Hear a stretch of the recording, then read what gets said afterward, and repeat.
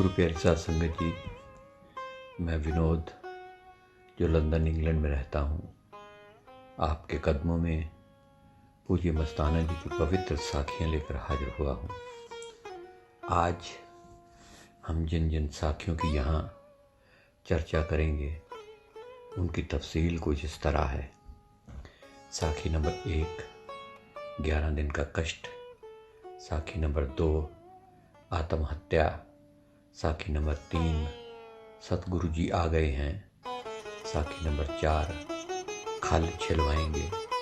साखी नंबर 5, दिल की फरियाद। साखी नंबर 6, चोर भाग गए। साखी नंबर 7, फिर तेरा कम। साखी 11 दिन का कष्ट। एक साधु जो लांगरी की सेवा सच्चा धोता दरबार में किया करता था, उसको कुछ सांस की बीमारी का अनुभव हुआ। बहुत डॉक्टरों को दिखाया जिन्होंने दिल्ली जाने की राय दी, क्योंकि उसका ऑपरेशन होना आवश्यक था। ऑल इंडिया इंस्टीट्यूट पहुंचा तो डॉक्टर ने बताया कि अभी बिस्तर खाली नहीं है, 8,000 में करीब खर्चा आएगा। वह निराश होकर वापस लौट आया। साधुओं के पास पैसा कहाँ होता है, वे तो बेचारे सब्जी बीजने व बेचने की सेवा से प्राप्त कर लंगर खाकर धन धन सतगुरु धन धन जिंदाराम करते हैं। लेकिन अंग संग सहाय जिंदाराम जी शब्द स्वरूप में हाजिर नाजिर होने का नज़ारा दिखा रहे थे। ज्यों ज्यों उसकी बीमारी बढ़ने लगी तो धन धन सतगुरु जिंदाराम जी तेरा ही आसरा का रब्बी नारा मुंह से निकला। केवल जिंदाराम का सहारा, केवल जिंदाराम सतगुरु मस्ताना शाह बलोचिस्तानी का। उसकी आंखों में आंसू आ गए तो जिंदाराम जी आप पधारे। गरीब निवाज दीनदयाल दुखभंजन जी का केवल आसरा था और पूज्य मस्ताना जी ने अपने मुखारबिंद से फरमाया कि लांगड़ी घबरा ना, थोड़ी देर का दुख है, 11वें दिन तो ठीक हो जाएगा। समर्थ सतगुरु सब काम करेगा।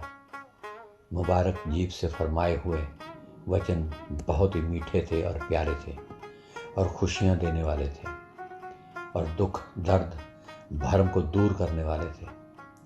अगले दिन अस्पताल पहुंचा वही डॉक्टर जो 1 मिनट का समय निकाल नहीं पाता था, आज अपने आप बोला, इधर आओ, चलो बेड खाली है, ऑपरेशन करते हैं। और उस लांगरी ने बताया कि वह पैसों का प्रबंध न कर पाएगा। बीच में ही टोकते हुए उसने कहा, तुम्हें जो कहा है तुम अपने बेड पर जाओ। अलमस्त मौला साईं जी की निराली मौज, बस कमाल हो गया।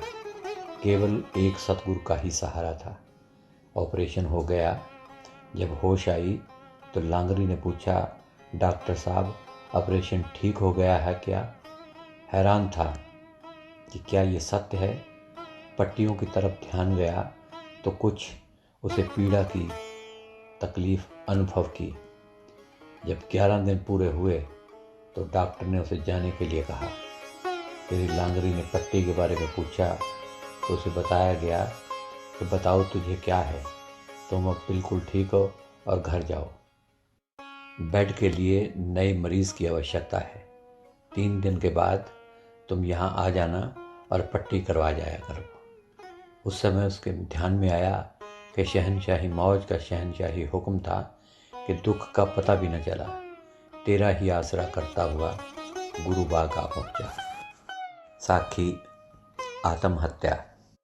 श्री बाबूराम के भाई को तकलीफ आई और उस तकलीफ से बहुत ही तंग आ गया और सोचा कि अब तो आत्महत्या ही करनी चाहिए, और ये ख्याल कर पैदल ही चल दिया। वह बड़ी नहर के पास पहुंचा और सोचने लगा। उसी समय एक जमींदार का रूप धारकर जिंदाराम की ताकत वहां आ पहुंची। जमींदार ने पूछा कि अरे भाई, ये क्या कर रहे हो? उसने उत्तर दिया, कुछ नहीं, वैसे ही बैठा हूँ।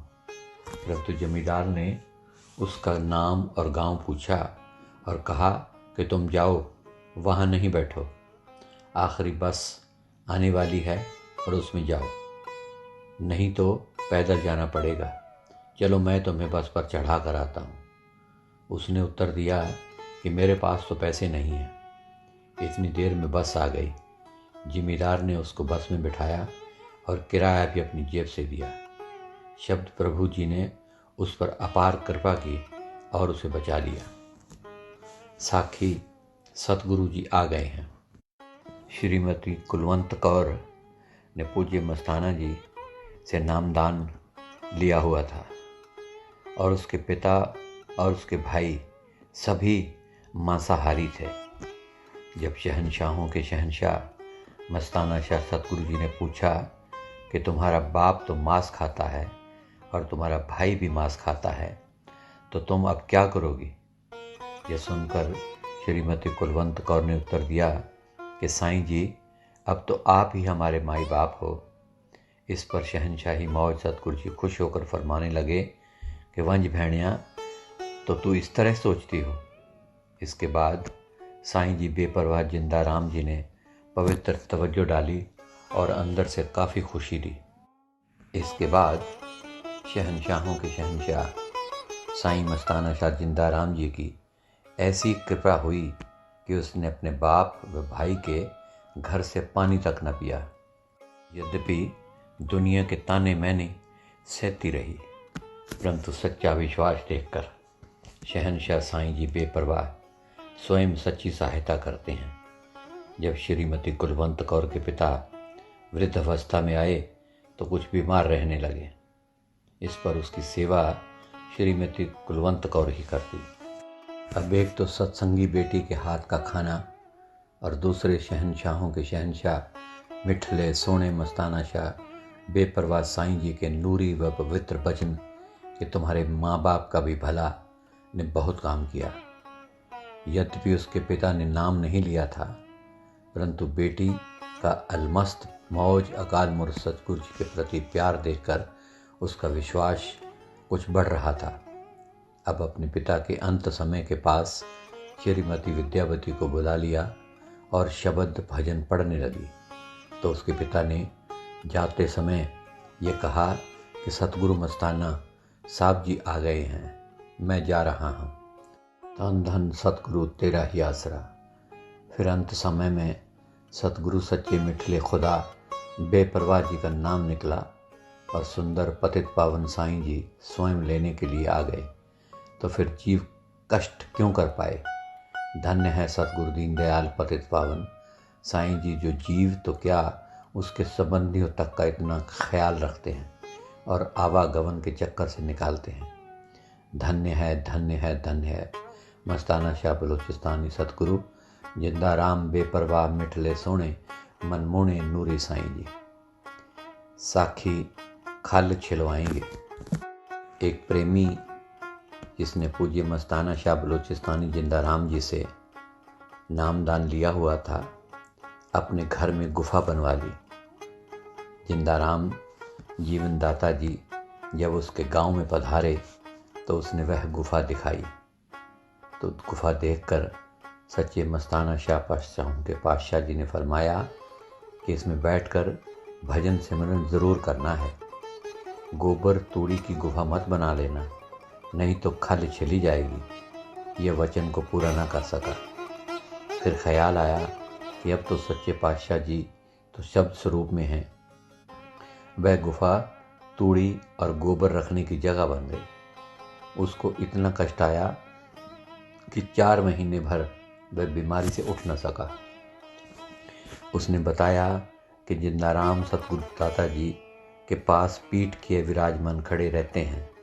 केवल उस समय अपना नूरी मुख उसकी तरफ करते हैं जब यम आते हैं और उसे बहुत ही कष्ट होता है। नूरी मुख उसकी तरफ होते ही यम भाग जाते हैं और उसे शांति और सुख प्राप्त होता है। ऐसी सज़ा उसे 4 माह तक मिलती रही। जिंदाराम सतपुरख मस्ताना शाह बलोचिस्तानी जी के नूरी मुखारविंद से फरमाए हुए वचन पूरे हुए कि भजन ना करोगे तो पास खड़े होकर खाल छिलवाएंगे। उसके बाद उसके खाल छिलवाने के लिए यमदूत आए। उसने ऊंची ऊंची रोकर चिल्लाकर प्रार्थना की, जो कबूल फरमाई गई और उसने देह त्याग दी।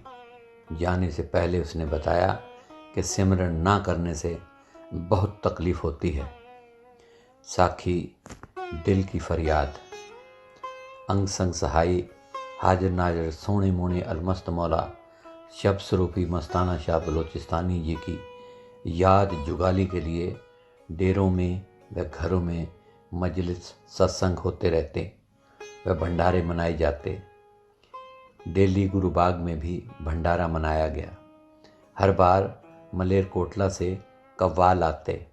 एक बार उन्हें मालूम न था कि भंडारे का प्रोग्राम लेट हो गया है। वे सब दिल्ली पहुंच गए। हर भंडारा के अवसर पर हर स्थान से उसे काफ़ी पैसा इकट्ठा हो जाता था। इस बार भी केवल एक तरफ का किराया लेकर चल पड़े। खाने पीने में तो क्या कमी होती थी। दिल्ली पहुंचने पर पता चला कि भंडारे का प्रोग्राम तो लेट हो गया है। कई देर तक बैठे सोचते रहे कि अब क्या किया जाए। फिर जामा मस्जिद चले गए। भूख लगी थी लेकिन पैसा ना था। इतनी दुविधा आते देखकर उन्होंने फरियाद की कि धन धन सतगुरु मस्ताना साहब जी, आपके दरबार में कवालियों में जिंदा राम बुलाया जाता था, जो अंग संग सहाई और हाजिर नाजिर होता है, मरता नहीं है। फिर ये सब क्यों? प्रार्थना करने की देर थी। उसके बाद एक दुकान पर घड़ी गिरवी रखकर पैसे लेकर खाना खाया। सच्चे दिल की पुकार फरियाद सतगुरु दरबार जी के दरबार में पहुंची और उसी समय सुनी गई। ये खाने के पश्चात जामा मस्जिद की सीढ़ियों में जा बैठे कि जिंदा राम अकाल पुरख ने 2 व्यक्तियों का रूप धारण कर उसके पास आए और साथ ही कव्वाली गाने के लिए कहा। उनके मन में जितने पैसे की धारणा थी उतने पैसे उनको वहां से प्राप्त हुए और वे धन धन सतगुरु करने लगे। साखी चोर भाग गए। श्री ओम प्रकाश के घर में एक दिन चोर आ गए। रसोई की पिछली दीवार को तोड़कर वो अंदर घुसे। उस दिन घर में कोई भी मर्द न था। घर में केवल औरतें थीं और बच्चे थे। घर में शादी की तैयारी चल रही थी, इसलिए घर में काफ़ी शादी का सामान लाकर रखा गया था। कुछ आवाज़ आने पर औरतें डर गईं और फिर रोशनी करके देखने लगीं। उन्होंने देखा कि साईं सतगुरु जिंदाराम जी मूड़े पर विराजमान थे।